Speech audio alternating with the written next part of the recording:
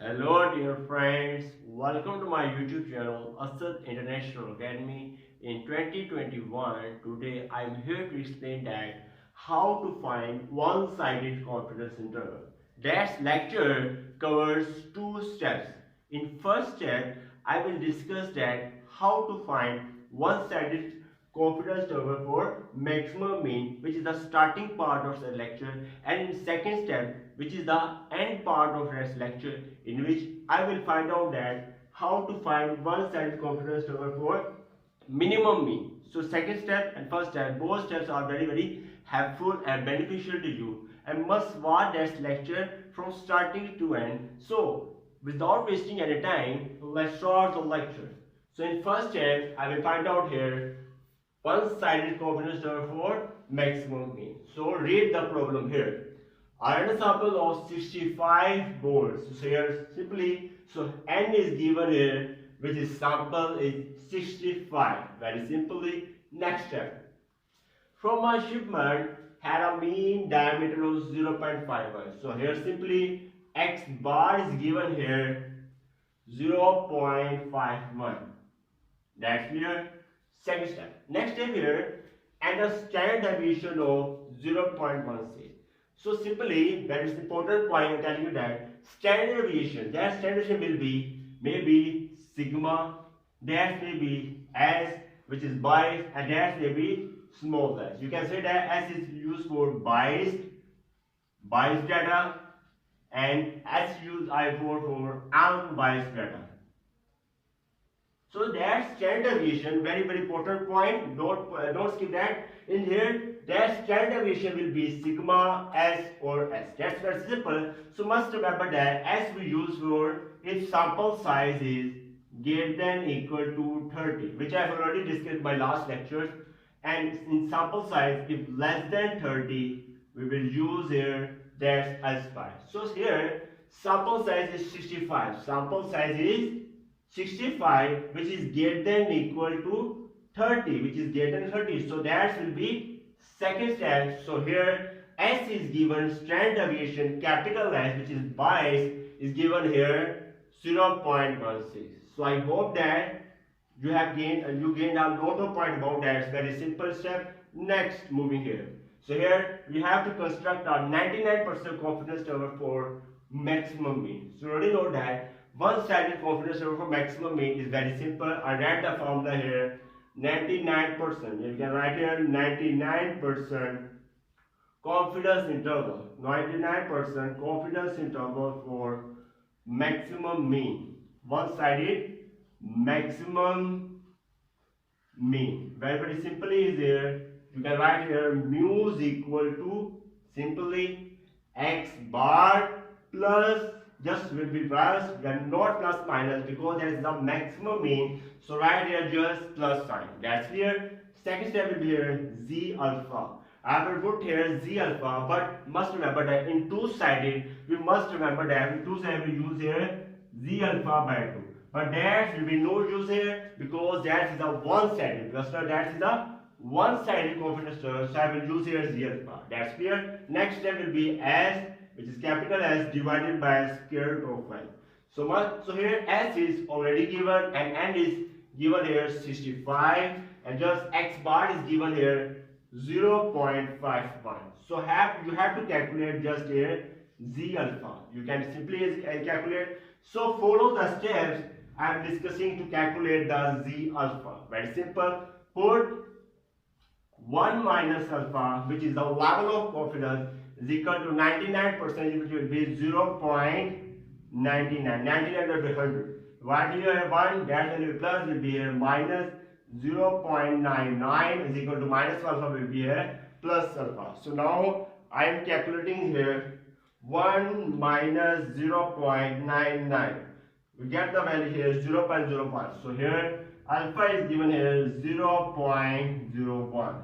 They are simply, now you already know that in normal distribution must remember that in normal distribution you have total area under normal curve is 1 and half area is 0.5 and half area is 0.5, which is the standard. So standard distribution is 0.5. Simply we put 0.5 minus alpha. That's simple. Put here 0.5 minus alpha is given here 0.01. Now calculate here 0.5 minus 0.01. We get the value here 0.49. So very simply, just like before, see and watch that lecture in the table of areas of standard normal distribution table, which is available in book Sher Mohammad Chaudhary, page number 545, part 2 of statistics. So table is very simple. Table is very large. I have discussed that, but because of my lecture 0.49, where it is there available that lecture. So must remember, so Z alpha will be here. So Z alpha, which we write here Z 0.01. So that's very simple. We select the edges 2.33. So that's actually is 2.33. So that alpha is 2.33. So I hope that we have cleared the concept. Second step is the second point you have. It's very easy. Put that value Z alpha in that section. Very simply putting all values in that section. In second step. So the second step is put all values here in that formula. Mu is equal to x bar. So x bar is given here, value is 0.51. And next step is here plus as it is. Z alpha we put there 2.33. Simply. And next step will be here, value is given here s over square root of n. So we put the value here, s is 0.16. divided by will be value here n, which is 65 square root.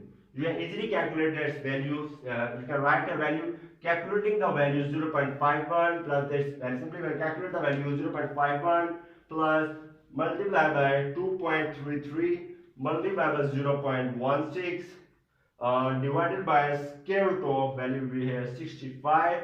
We get the value here approximate 0.5536. So that is the value of mean, which has value is the maximum mean you have calculated. So I hope that you gain a lot of points about that. So second step is ready now. Must also watch that second step, which is start now.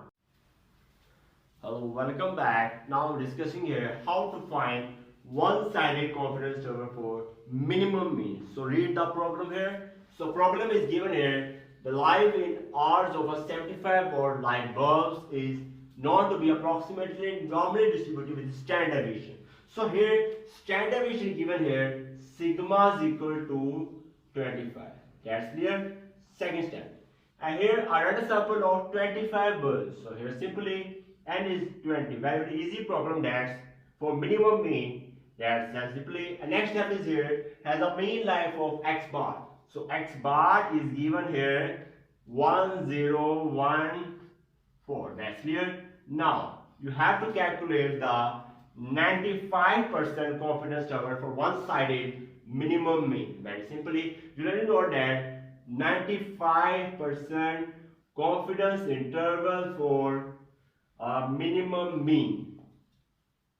Minimum mean. Very simply, you can easily calculate. You already know that the formula for minimum mean is simply mu is equal to x bar. So that's the minimum mean. Right here minus. Just simply because that is the one-sided. So right here z alpha. That's the sigma is given here. So right here sigma divided by square root of n. Very simply. So I hope that you have gained a lot of point about that. Now next here sigma and x bar. All values are given here. You have to just calculate here z alpha just like before. So here there follow the steps. So for z alpha, put 1 minus alpha is equal to 95% will be 0.95. From here 1 minus 0.95 is equal to minus will be here plus.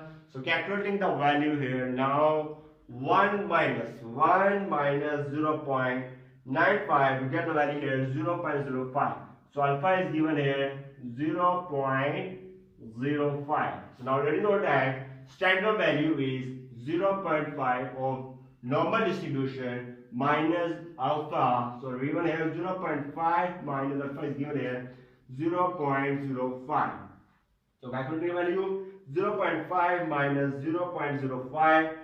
0.5 minus 0.05, we get the value here 0.45. So see the value in the table of that areas of standard distribution table. So that's where is given here 0.4505. So H is given here 1.65. So that's the Z alpha. So Z alpha is given here 1.65. So put the value, all values in that section. We will calculate the minimum mean. So put the values here. Mu is equal to x bar given here 1014. And next step is here minus Z alpha. Z alpha is given here 1.65. Simply very easy steps. Next step shortcut. Next step is given here as sigma. Sigma is given here 25 divided by square root of n is given here 20. You can easily calculate that value. You can put the value 1014 minus bracket 1.65 by cross multiply by bracket close multiply by bracket 25 multiply by 25 divided by taking square root of 20. We get the value here 1004. You get some minimum value, so you can easily calculate that 25 divided by square root. You can easily get the value of minimum mean. Thanks for watching the video. If you like this video, then kindly must subscribe to my YouTube channel and must press bell icon button for getting notification of my new lecture. Goodbye.